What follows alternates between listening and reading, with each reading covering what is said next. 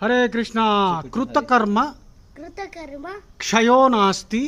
క్షయోనాస్తి. కృతకర్మ క్షయో నాస్తి. కృతకర్మ కృతకర్మ క్షయో నాస్తి. క్షయోనాస్తి. కల్పకోటి కల్పకోటి శతైరపి శతైరపి అవశ్యమేవ అవశ్యమేవ భోక్తవ్యం భోక్యం భోక్తవ్యం భోక్తవ్యం భోక్తవ్యం భోక్తవ్యం కృతం కర్మ కృతం కర్మ శుభాశుభం.